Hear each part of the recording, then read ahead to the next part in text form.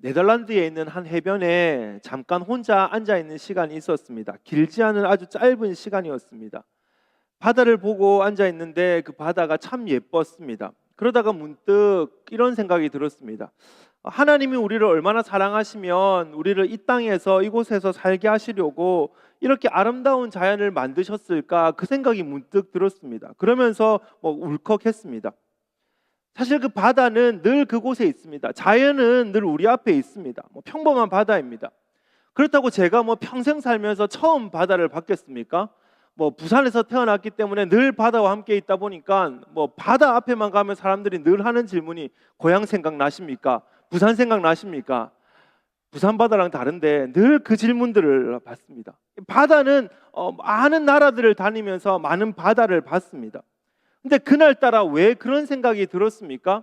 늘 보던 바다이고, 물론 새로운 바다라고 하지만 바다라는 곳은 그곳에 있고 가면 어느 정도의 그림이 있는데, 왜 그날따라 하나님이 나를 얼마나 사랑하시면 나를 이곳에 두시기 위해서 이렇게 아름다운 자연을 만드셨을까, 그런 생각이 왜 그날따라 들었겠습니까?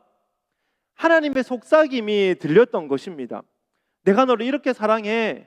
너를 이렇게 사랑하기 때문에 너를 위해서 이렇게 아름다운 자연을 만들어 두었어. 이것을 보면서 나를 느껴. 이것을 보면서 나의 사랑을 느껴.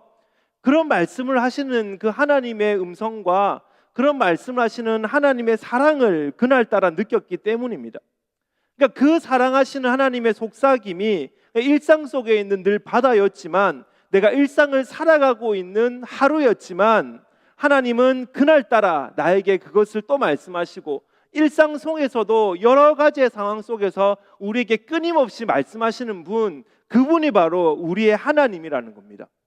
우리가 믿는 하나님은 저 멀리 구름 너머에만 계시는 그런 분이 아닙니다. 주님은 늘 우리의 일상 속에 오셔서 우리와 함께 하시는 분이십니다.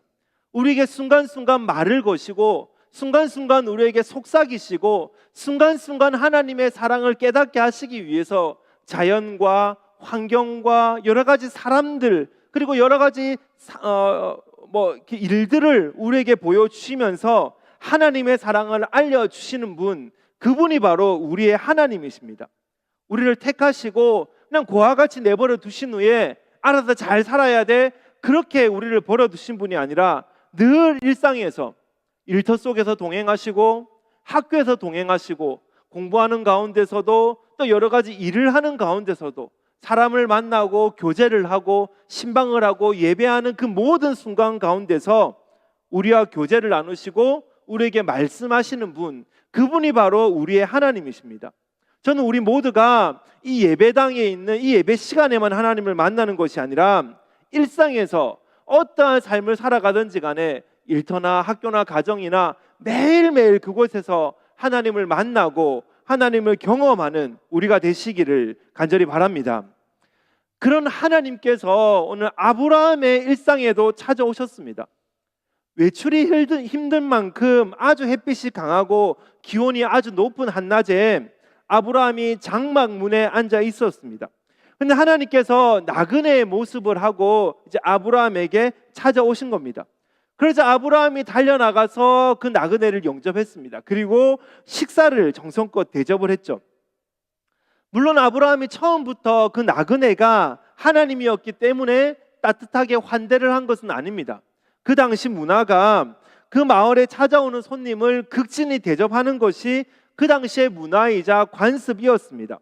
더 나아가서 손님의 안전과 생명을 책임질 의무도 그들에게 있었습니다. 그렇다 보니까 이제 달려나가서 그 나그네를 극진히 대접했습니다.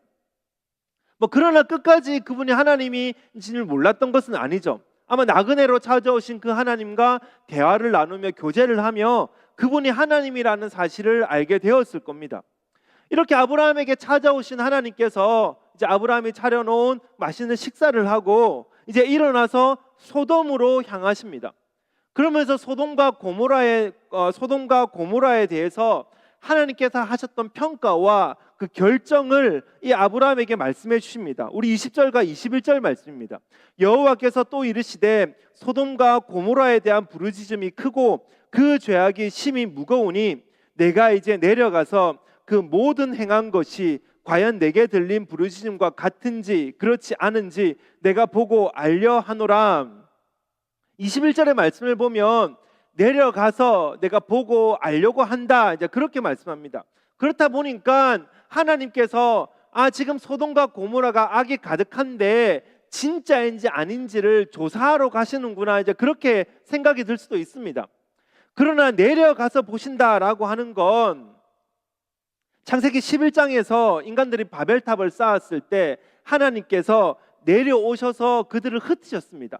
그 말씀을 볼 때에 하나님은 지금 소돔과 고모라에 대한 평가를 끝을 내셨고, 소돔과 고모라는 악이 가득해, 그래서 그에 대한 결정으로 이제 소돔과 고모라를 멸망시키시기로 작정하셨다라는 것을 우리는 알 수 있습니다. 그러니까 하나님은 지금 아브라함에게 소돔과 고모라를 멸망시키겠다, 그 결정을 이렇게 말씀해 주시는 겁니다. 그러자 아브라함은 어떻게 합니까? 이것에 대해서 하나님께 여쭙습니다. 처음에는 그 성에 의인 50명이 있으면 하나님 용서하시겠습니까? 그리고 또 45명이 있으면, 40명이 있으면, 30명, 20명, 10명이 있으면 하나님 그 성을 용서해 주시겠습니까? 그렇게 하나님께 묻습니다.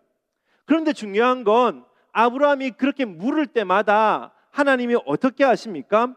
26절의 말씀을 보면 여호와께서 이르시되, 그리고 28절에 봐도 이르시되, 29절, 31절, 32절, 33절 동일하게 하나님께서 이르시되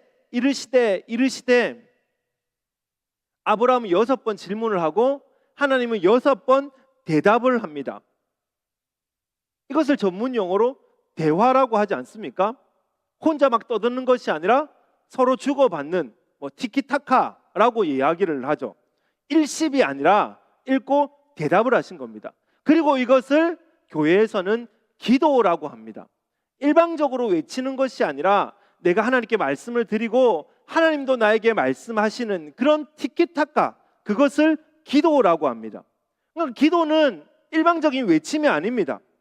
만약에 기도가 일방적인 외침이라면 아브라함은 앉아서 하나님 이 50명이 있으면 용서해 주십시오, 50명이 있으면 용서해 주십시오, 계속 그렇게 하나님께 외쳤어야 될 겁니다.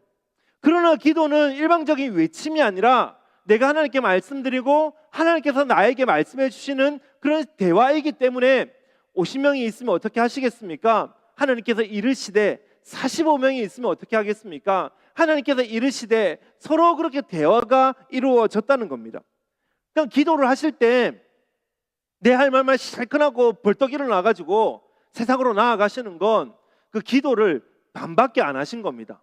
기도를 하셨으면 하나님이 나에게 말씀하실 수 있도록, 하나님이 나에게 뭔가 그 생각을 전달해 주실 수 있도록 귀를 열어놓고 기다려야 됩니다. 그러니까 기도는 입으로만 하는 것이 아니라 기도는 입과 귀로 하는 것입니다. 우리의 기도가 단순히 일방적인 하나님께 드리는 그 외침이 아니라 입으로 말씀드리고 귀로 듣고 그렇게 하나님과 대화하는 그런 기도가 되시기를 바랍니다. 아무튼 이렇게 아브라함은 하나님께 이제 기도를 했습니다. 그런데 이 아브라함의 기도는 단순히 그냥 아브라함이 기도를 했다, 그 이상의 특징을 가지고 있습니다. 이것을 통해서 하나님이 우리에게 주시는 분명한 메시지가 있습니다. 그 메시지가 뭐냐면, 첫 번째로 우리가 생각해 볼 것은 의와 공도를 행하라는 겁니다. 의와 공도, 옳음, 그것이 의와 공도인데 그것을 행하라, 그것을 말씀하시는 거죠. 하나님께서 아브라함과 만난 이 자리에서 하나님이 아브라함을 택하신 이유를 말씀하십니다. 그 말씀이 19절 말씀입니다. 내가 그로 그 자식과 권석에게 명하여 여호와의 도를 지켜 의와 공도를 행하게 하려고 그를 택하였나니 이는 나 여호와가 아브라함에게 대하여 말한 일을 이루려 함이니라. 하나님께서 아브라함에게 이미 말씀을 했다는 겁니다. 근데 그 말씀이 뭐죠? 12장 2절에 있죠. 내가 너로 큰 민족을 이루고 내게 복을 주어 내 이름을 창대하게 하리니 너는 복이 될지라. 너를 복이 되게 하겠다, 너의 이름을 창대하게 하겠다, 그것을 이미 말씀하셨다는 겁니다. 그 이름은 그것을 말씀하셨는데 그것이 바로 이제 하나님의 꿈인 거죠. 하나님이 아브라함을 택하신 이유는 아브라함을 복으로 세우고 그 이름을 창대하게 하시기 위해서 하나님은 아브라함을 택하셨다는 겁니다. 그 꿈을 위해서, 그 비전을 위해서 아브라함을 택하셨습니다. 자, 그런데 그러면 복이 되는 것이 무엇이냐? 이름이 창대케 되는 것이 무엇이냐? 그것이 바로 의와 공도로 행하는 거랍니다. 의와 공도로 행하는 것, 말이 좀 어렵지만 영어로 이야기를 하면 right and just입니다. 옳고 그른 것, 옳은 것, 그른 것, 그것을 행하는 것, 그것이 바로 복이 된 사람의 모습이라는 거죠. 옳고 그른 것, 그것은 하나님의 명령입니다. 하나님의 말씀입니다. 율법입니다.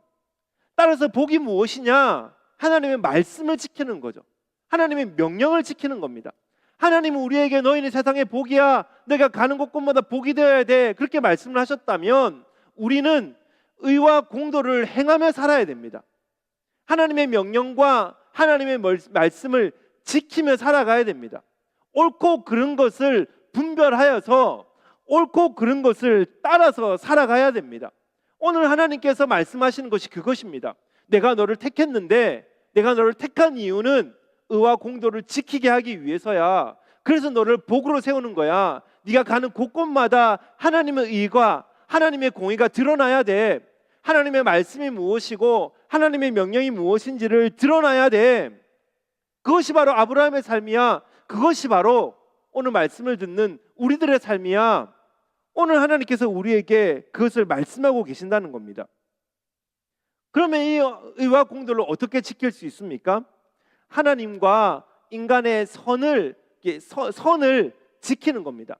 하나님과 인간의 넘지 말아야 될 선을 넘지 말고 분명한 그 선을 지키며 나아가는 겁니다. 오늘 말씀을 보면 아무리 소돔과 고모라가 그렇게 타락을 했다고 해도 아마 아브라함에게까지 그 타락의 소식이 들렸겠죠. 그런데 소돔과 고모라 그 안에는 누가 살고 있습니까? 조카 롯이 살고 있습니다. 그렇다면 하나님께서 야, 비밀인데 너에게만 살짝 귀띔해 줄게, 잘 들어봐, 내가 지금 가는데 소돔과 고모라를 멸망시키러 가는 거야, 그렇게 이야기를 하시면 아브라함이 어떻게 해야 됩니까? 하나님, 소돔과 고모라가 그렇게 악하다고 해도 생각보다 그렇게 악하지 않습니다. 이번만은 그냥 넘기시죠. 거기 롯도 살고 있는데 한 번쯤은 좀 봐주시죠. 그렇게 이야기를 하는 게 인지상정 아닙니까? 소돔과 고모라를 좀 옹호하며 나아가야 되는 게 더 인간적으로 보입니다. 더 복이 된 사람처럼 보입니다. 그러나 아브라함은 하나님의 판단 그리고 하나님의 그 결정에 대해서 한 번도 토를 달지 않습니다. 하나님 그 결정 잘못되신 겁니다. 하나님 위에만 계시니까 땅에서 일어나는 일 잘 모르시는 것 같은데, 그 소돔과 고모라에도 그래도 예배드리는 사람도 있고 아무리 그래도 조금 착하게 살려고 애를 쓰는 사람도 있습니다. 위에서 보시니까 안 보이셔서 그렇지 제가 볼 때 다 보입니다. 그렇게 소돔과 고모라를 옹호해야 되는 것, 그게 인간의 모습 아닙니까? 그런데 아브라함은 한 번도 토를 달지 않습니다. 하나님의 결정에 대해서 어떻게 하나님을 변화시키기 위해서 애를 쓰는 모습이 없습니다. 대신 어떻게 합니까? 하나님의 은혜를 간구합니다. 하나님, 의인 50명이 있으면 용서해 주시겠습니까? 45명이 있으면 용서해 주시겠습니까? 40명이 있으면, 30명이 있으면, 20명, 10명이 있으면 하나님 용서해 주시겠습니까? 용서하시는 하나님의 그 자비와 그 하나님의 은혜에 기대어서 하나님께 기도하고 있습니다. 하나님 이렇게 해주십시오, 저렇게 해주십시오, 하나님 틀렸습니다, 하나님 잘못되었습니다, 그렇게 이야기를 하는 것이 아니라 막 선을 넘어가서 내 마음대로 하나님을 조정하는 것이 아니라 그 하나님의 은혜에, 그 하나님의 자비하심에 기대어서 그렇게 하나님께 나아가서 겸손하게 기도하고 있다는 겁니다. 무슨 뜻입니까?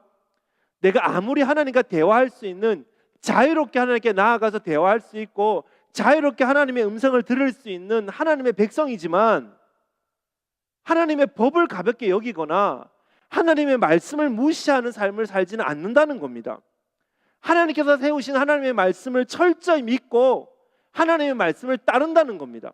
그게 백성의 모습이라는 거죠. 그게 우리의 모습이 되어야 된다는 겁니다. 아무리 우리가 아무 때서나 하나님께 기도할 수 있고 이제는 우리가 누구든지 하나님께 나아가 예배드릴 수 있는 시절이 되었다고 해도 지킬 것은 지켜야 된다는 거죠. 하나님의 말씀 앞에서, 하나님의 율법 앞에서 두려워하고 떨며 하나님과 내 사이에 있는 그 선을 분명히 깨닫고 그 선을 넘지 않는 삶을 살아야 되는 것, 그게 의와 공도를 지키는 우리들의 모습이 되어야 된다는 겁니다. 우리의 대적 사탄 마귀는 우는 사자와 같이 우리를 잡아먹기 위해서 막 돌아다닌다고 성경은 말씀하고 있습니다. 지금도 사탄 마귀는 우리를 잡아먹기 위해서, 공격하기 위해서 막 애를 쓰고 있습니다. 그런데 중요한 것은 이 사탄 마귀는 우리가 생각하는 것보다 훨씬 교활하다는 겁니다. 뭐 우는 사자와 같이라고 이야기를 하니까 뭐 어디서 소리를 내면서 뭐 어흥하고 나타나고, 아니면 뭐 눈에 보이는 것처럼 막 뿔 달고 나타나 가지고 막 우리를 공격하는 것처럼 보이지만, 사실 사탄은 우리 눈에 보이도록, 그렇게 우리가 깨닫도록 우리를 공격하지 않습니다. 그냥 조용히 찾아와서 눈치채지 못하도록 접근하는 것, 그게 우는 사자와 같이 우리를 공격하는 사탄의 모습입니다. 그러면 모호하게 찾아오는, 눈치채지 못하도록 찾아오는 그 사탄의 방법이 무엇입니까? 하나님과 인간의 선을 모호하게 만들어 버리는 겁니다.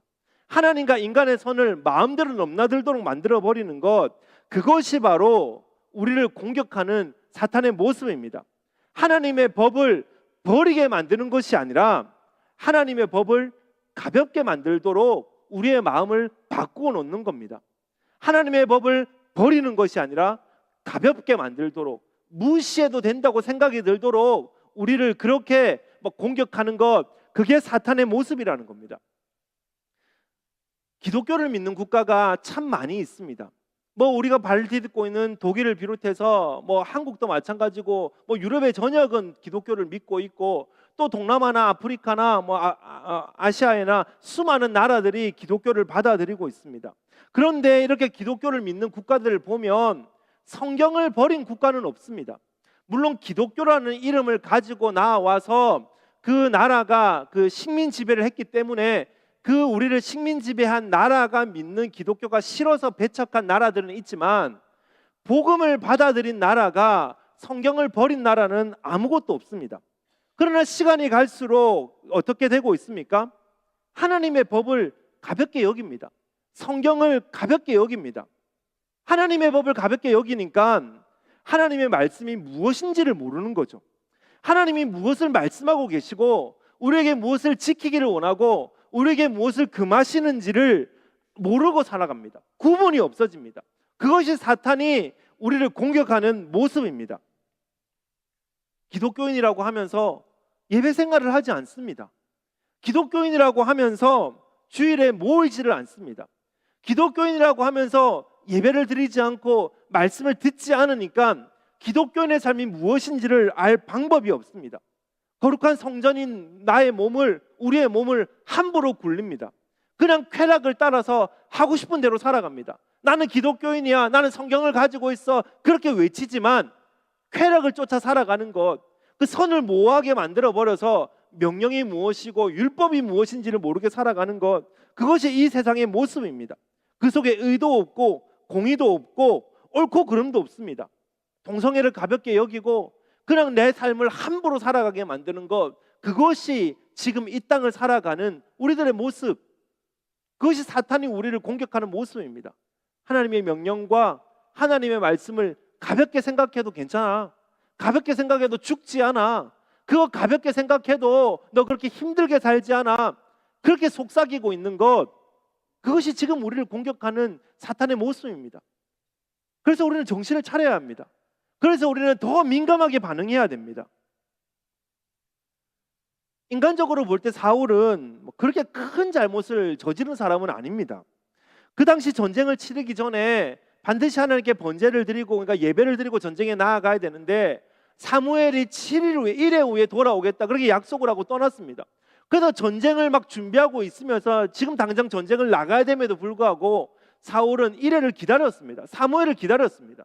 근데 1회를 기다려도 사무엘이 오지 않으니까 이제 시간은 점점 지체가 되고 사람들의 마음은 막 갈라지기 시작하고, 지금 이러다가 전쟁 나가지도 못하고 패하게 생겼다, 막 그런 마음이 드니까 이제 사울이 스스로 그냥 예배를 드린 겁니다. 그러나 하나님은 그것을 끔찍이 싫어하셨습니다. 아말렉과 전쟁을 할 때도 마찬가지 아닙니까? 하나님께서 아말렉을 쳐라, 모든 것을 진멸하라 말씀하셔서 가서 대부분은 다 진멸했습니다. 다 없애버렸습니다. 그러나 보니까 좋아 보이는 거 그것 조금 가지고 와서 그것 가지고 하나님께 예배 드리겠다, 물론 핑계이지만 그렇게 해서 좋아 보이는 물건을 좀 가지고 왔습니다. 인간적으로 볼 때 사울은 뭐 그렇게 큰 죄를 저지른 건 아닙니다. 그런데 하나님은 어떻게 합니까? 사울의 이 두 가지 모습을 통해서 사울을 버리셨습니다. 왜 그렇습니까? 사울은 하나님의 법을 가볍게 여겼기 때문입니다. 하나님의 말씀을, 하나님의 명령을 가볍게 여긴 겁니다. 이 정도는 괜찮겠지, 이 정도 선 한번 넘어가는 건 괜찮겠지, 이건 넘어간다 그래서 나 당장 죽는 거 아니잖아, 이거 넘어간다 그래서 망하는 거 아니잖아, 당장 이거 한번 넘어가 봤는데 크게 무슨 일이 있는 거 아니네. 자꾸 넘어가다 보니까 하나님과 나의 선이 모호해지는 거죠.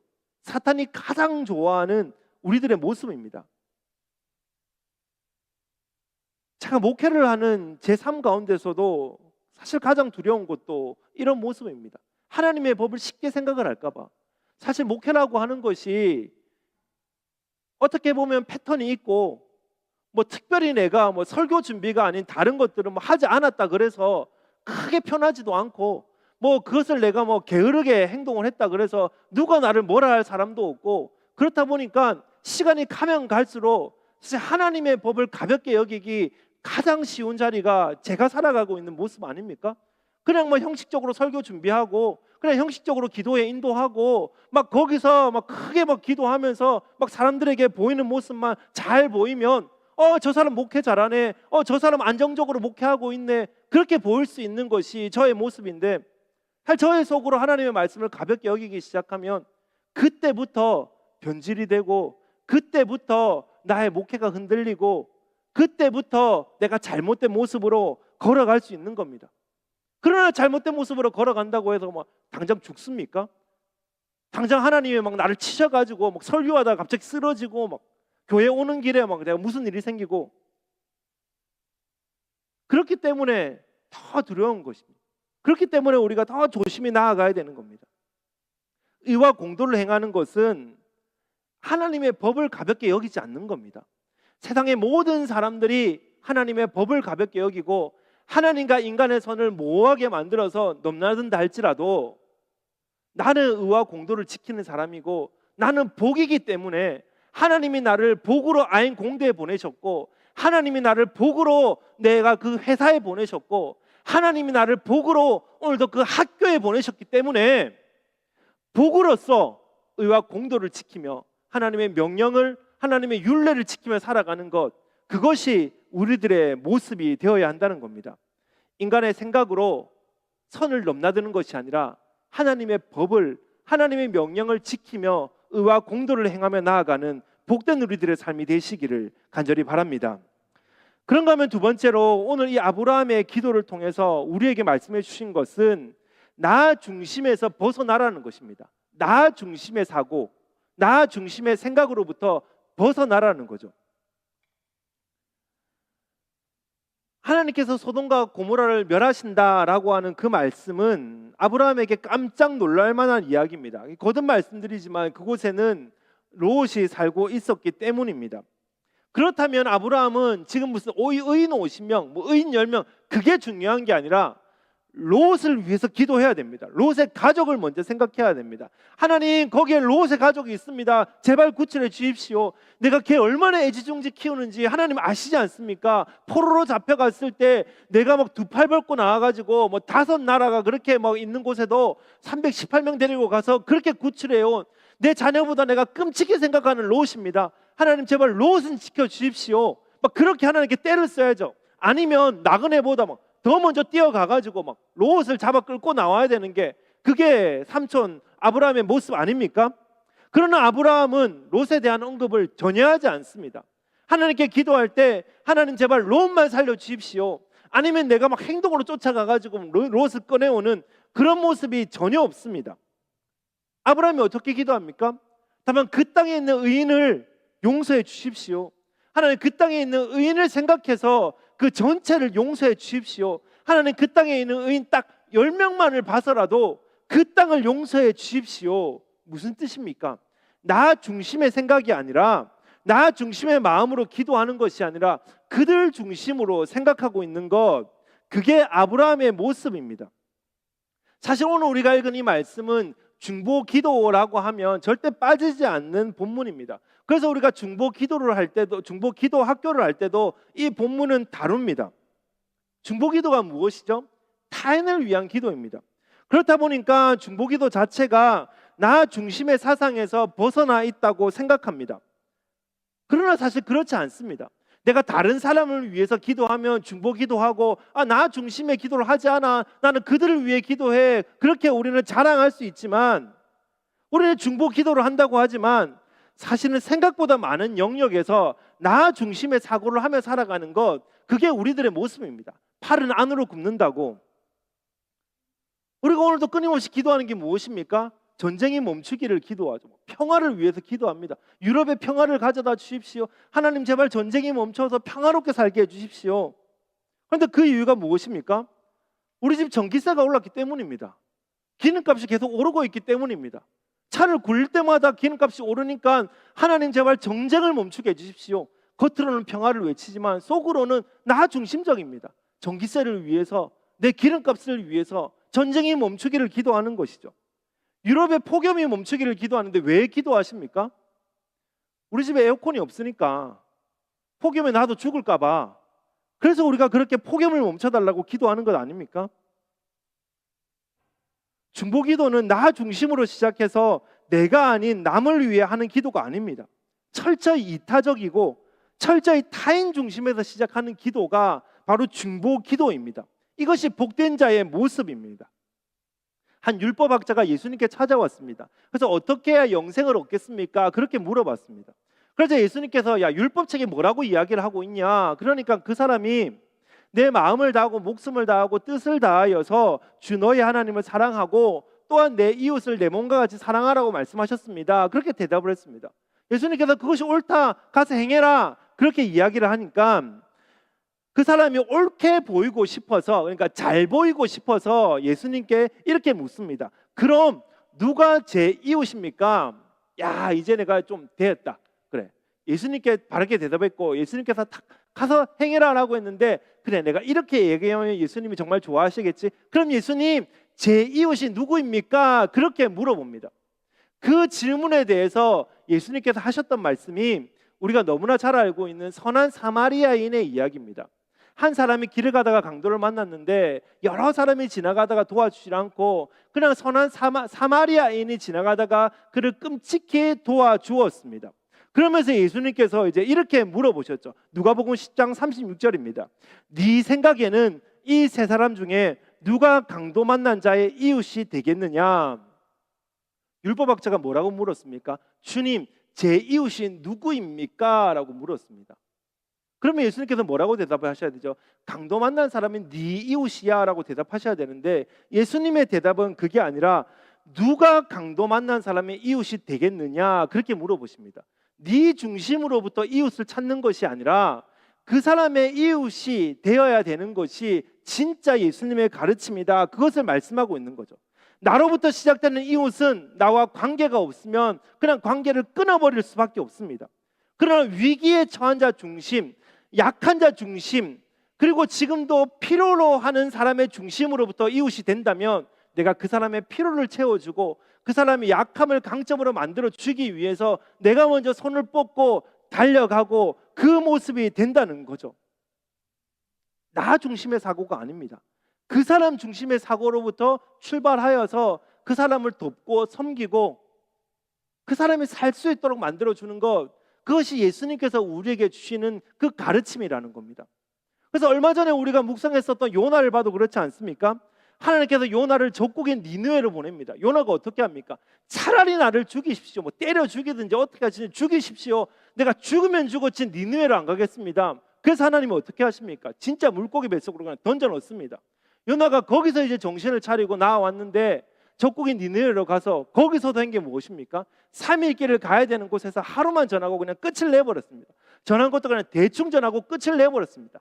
끝까지 요나는 그 니느웨에 가서 하나님의 마음을 다 전하려고 하지 않았습니다.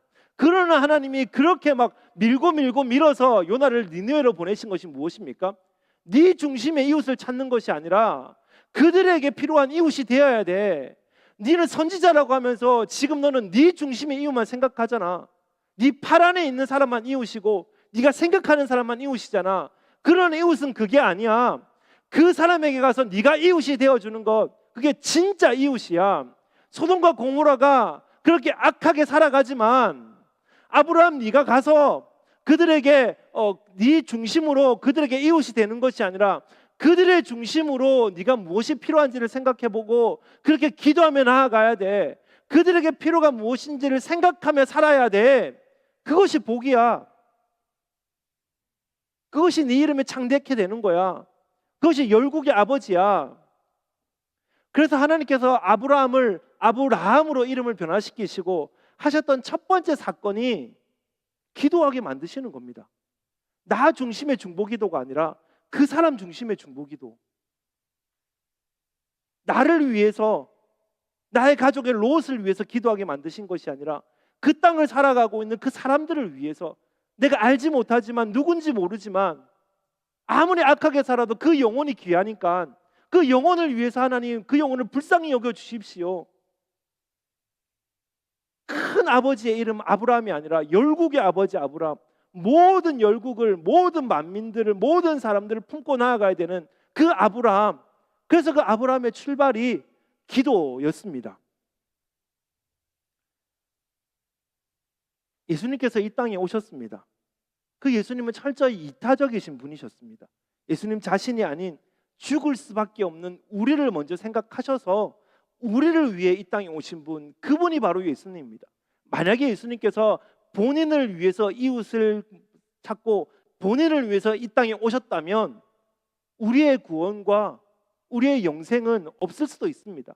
그러나 주님은 본인의 심장을 생각하신 것이 아니라 죽을 수밖에 없는 우리를 위해서 당신의 심장을 기꺼이 내어주시면서 우리를 살리신 분, 그분이 바로 우리의 예수님입니다.